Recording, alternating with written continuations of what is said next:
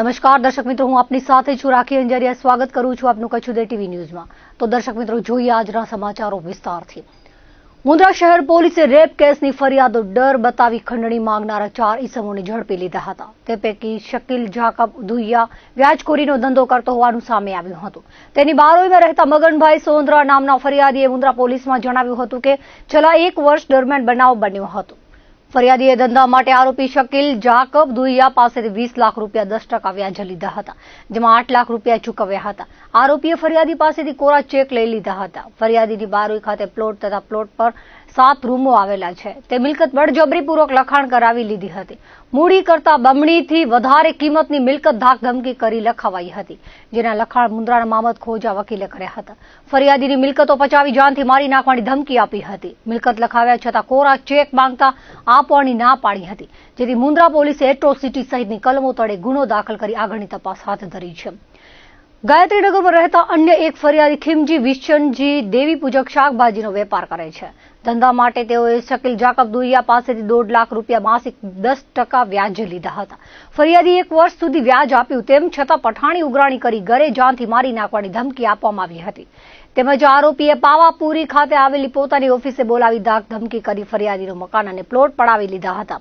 Police સ્ટેશને ફરિયાદ કરવા માટે જાય તો જાનથી મારી નાખવાની ધમકી આપી હતી, જેથી શકીલ ઉપરાંત મામદ ખોજા વકીલ અને સબીર જાકબ દુહિયા સામે મુન્દ્રા પોલીસમાં મની લોન્ડરિંગ એક્ટની કલમ પ્રમાણે ગુનો દાખલ કરવામાં આવ્યો છે. મહત્વની બાબત એ છે કે આરોપીની ઓફિસમાંથી સંખ્યાબંધ દસ્તાવેજો અને બળજબરીથી પડાવેલ મિલકતોના કાગળિયા મળી આવ્યા હતા. પોલીસે આરોપીઓથી ભોગ બન્યા હોય તો ફરજદારોને ફરિયાદ નોંધાવવા માટે આગળ આવવા ઇજન આપ્યું છે. મુન્દ્રામાં વ્યાજખોરીનો ધંધો કરતા શખ્સો પર પોલીસે કાર્યવાહી કરી છે. ત્યારે એક ફરિયાદીના પુત્રીનો જન્મદિવસ ન ઉજવી શકતા પોલીસે થાણામાં કેક કાપી ઉજવણી કરી હતી.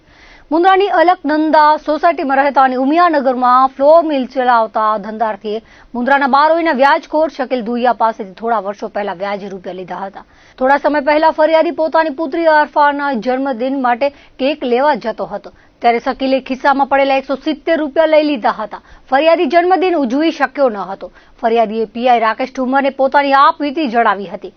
પોલીસ મથકમાં બાળકીના હાથે કેક કાપી જન્મદિવસની ઉજવણી કરી એક અનોખી પહેલ કરી હતી. પોલીસ પ્રજાનો મિત્ર છે એ ઉક્તિ સાર્થક કરી હતી. મુન્દ્રા પોલીસ દ્વારા વ્યાજખોરી સામે કડક ઝુંબેશ ચલાવી વ્યાજખોરોના ઠેકાણા ઉપર દરોડા પાડ્યા હતા. ત્યાં મોટા પ્રમાણમાં સહી કરેલા ચેકો, પાવરનામા, સાટા કરાર, કોરા સ્ટેમ્પ પેપર, મરણના દાખલાઓ પકડી પાડેલ અને અલગ અલગ 6 ફરિયાદ દાખલ કરી હતી. હાલમાં આઈપીએલની મેચો પર પૂરબહારમાં સટ્ટો રમાઈ રહ્યો છે. તેવામાં માંડવી તાલુકાના કોડાઈ વિસ્તારમાં એલસીબીએ સટ્ટો રમતા યુવકને ઝડપી લીધો હતો. કોડાઈ ગામે ખરવાડવાસ પાસે ઘરની બહાર ઓટલા પર બેસી આઈપીએલની પંજાબ અને કલકત્તા વચ્ચે ચાલી રહેલી મેચ પર ઓનલાઈન આઈડી વડે જુગાર રમવામાં આવતો હતો. પોલીસે સરફરાઝ લોઢિયાને ઝડપી લીધો હતો. તેના મોબાઈલમાં વેબસાઇટ પર ક્રિકેટ સટ્ટો રમતો હતો. આ આઈડી તેને માંડીના મોક્ષ ગાલા પાસેથી લીધી હોવાની કબૂલાત આપવામાં આવી હતી. પોલીસે 5000નો મોબાઈલ કબજે કરી તપાસ કરતા તેમાં 70,000 બેલેન્સ મળી આવ્યો હતો, જે ઓનલાઈન ક્રિકેટ સટ્ટો રમવા ઉપયોગમાં લેવાતું હતું. બંને સામે કોડાઈ પોલીસમાં ગુનો દાખલ કરવામાં આવ્યો છે. અત્રે મહત્વની બાબત એ છે કે ભુજ સહિતના સ્થળોએ પૂરબહારમાં આઈપીએલનો સટ્ટો રમાઈ રહ્યો છે, છતાં સ્થાનિક પોલીસ કે એલસીબી દ્વારા કોઈ કાર્યવાહી કરવામાં આવી રહી નથી. અન્ય તાલુકાઓમાં પોલીસ અને એલસીબી સટ્ટોડિયાઓને પકડે છે, પરંતુ ભુજમાં કાર્યવાહી ન થતા અનેક તર્ક વિતર્કો વહેતા થવા પામ્યા છે. અગાઉ એસએમસીએ ગાંધીનગરથી આવી સટ્ટોડિયાને પકડ્યો હતો, જે બાદ ખુલેલા નામોના વ્યક્તિને એલસીબીએ શોધ્યા, પરંતુ નવો કોઈ કેસ કરવામાં આવ્યો નથી, જેને લઈને અનેક ચર્ચાઓ ઊભી થવા પામી છે. ભુજમાં એલસીબીએ ટાટા લોડિંગ વાહનમાં બ્રાસ રોડ અને કોપરના ટુકડા લઈને જતા હતા, ત્યારે 3 યુવકોને અટકાવ્યા હતા. પૂછપરછ કરતા લખપત તાલુકાના નાનીછેર ખાતે આવેલ એટીપીએસની મેગસેલ કંપનીમાંથી કોપર વાયરના ગુચડા બ્રાસ રોડની ચોરી કર્યાની કબૂલાત આપી હતી. પોલીસે વિગોડીના સુલતાન કુંભાર, નાનીછેરના હાજી પડિયાર, બચાયા પડિયારને ઝડપી લેવાયા હતા. કોપર વાયરના ટુકડાની નાનીછેરના ઈસમોએ ચોરી કરી હતી, જ્યારે બ્રાસ રોડના ટુકડા ખાણોટના અલી મૈયા જતે ચોરીને સુલતાન કુંભારને આપ્યા હતા. પોલીસે 39,000નો ભંગાર અને 2 લાખની ગાડી કબજે કરી આગળની કાર્યવાહી હાથ ધરી છે. લખપત તાલુકાના ધારેશી ગામે આંખમાં છાંટવાની દવા ભૂલથી પી જતા કિશોરીનું મોત થયું હતું. જ્યારે અબડાસા વિંજાણમાં મહિલા એસિડ પીને જીવાદોરી ટૂંકાવી હતી. દયાપર પોલીસ સ્ટેશનથી મળતી વિગતો પ્રમાણે ધારેશી ગામે 15 વર્ષીય લક્ષ્મીબેન કોહલીનું મોત થયું હતું. હતભાગીના નાના ભાઈને આંખમાં છાંટવાની દવા પીવાના પાણીની બોટલમાં રાખેલી હતી. કિશોરીએ ભૂલથી બોટલમાંથી પાણી પીતા દવાની અસર થઈ હતી, જેના કારણે સારવાર નસીબ થાય તે પહેલા જ મોત થયું હતું, જેને પગલે પરિવારમાં અરેરાટી ફેલાઈ જવા પામી હતી. જ્યારે અબડાસા તાલુકાના વિંજાણ ગામે રહેતા શરીફાબેન કુંભારે કોઈ અગમ્ય કારણોસર પોતાની જાતે એસિડ પી લેતા ઝેરી અસર થવાના કારણે પ્રથમ જીકેમાં બાદમાં અમદાવાદ સિવિલમાં ખસેડવામાં આવ્યા હતા, જ્યાં તેઓનું સારવાર દરમિયાન મોત થતા કોઠારા પોલીસે અકસ્માત મોતની નોંધ દાખલ કરી છે. તો અંજારના વરસામેડી ખાતે ભીમાસરની પ્લાયવુડ કંપનીમાં નોકરી કરતા દેવેશ્વર ખણીકરે ફરિયાદ નોંધાવતા જણાવ્યું હતું કે તેમનો 23 વર્ષીય દીકરો કમલ ટિમ્બરમાં કામ કરે છે. તે પગપાળા રસ્તો ક્રોસ કરતો હતો ત્યારે કોઈ અજાણ્યા વાહન ચાલકે ટક્કર મારતા ગંભીર ઇજાઓ થવાના કારણે મોત થવા પામ્યું હતું, જેથી અંજાર પોલીસમાં ગુનો દાખલ કરાયો હતો.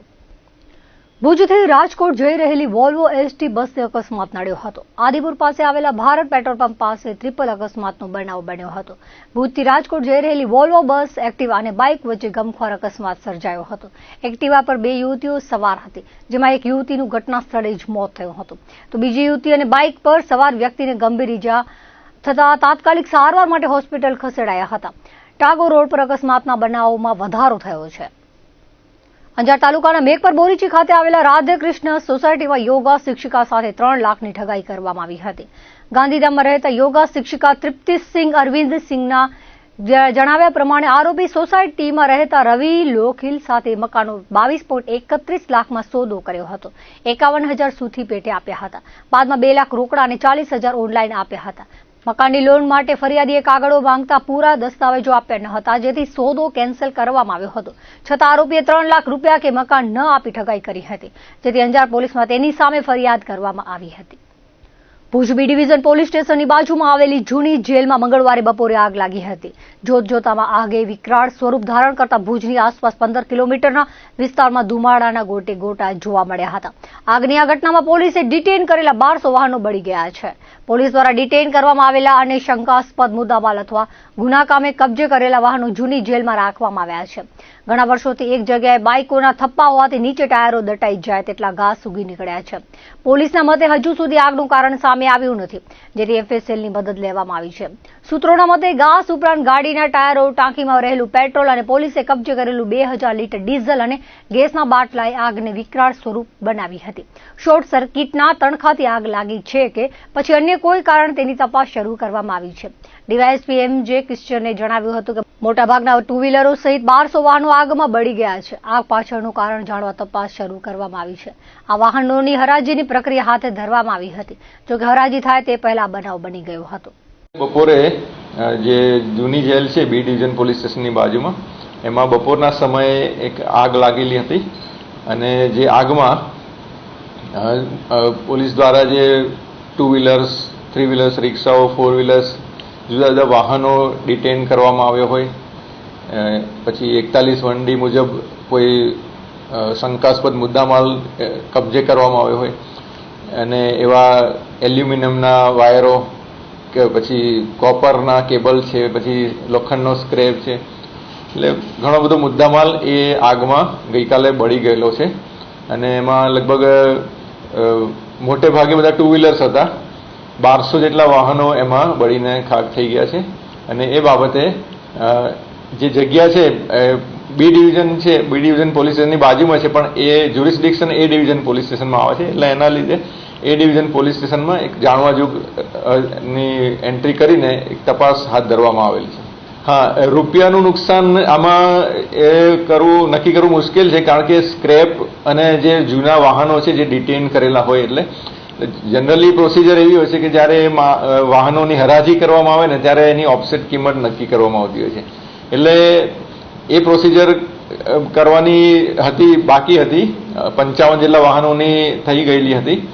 એટલે ટોટલ ઓવરઓલ એ તમામ વાહનોની કિંમત નક્કી કરવી મુશ્કેલ છે, પણ એફએસએલને બોલાવવામાં આવેલી છે. એફએસએલ આવીને પ્રાથમિક અભિપ્રાય આપશે કે એકચ્યુઅલ આગ લાગવાનું કારણ શું હતું. પણ એમાં સૂકું ઘાસ હતું, અમુક જૂના ટાયરો હતા, એટલે એ બધા જે મટીરિયલ હતું એના કારણે આ આગ વધારે ઝડપી રીતે પ્રસરી અને વધારે નુકસાન એણે કરેલું છે.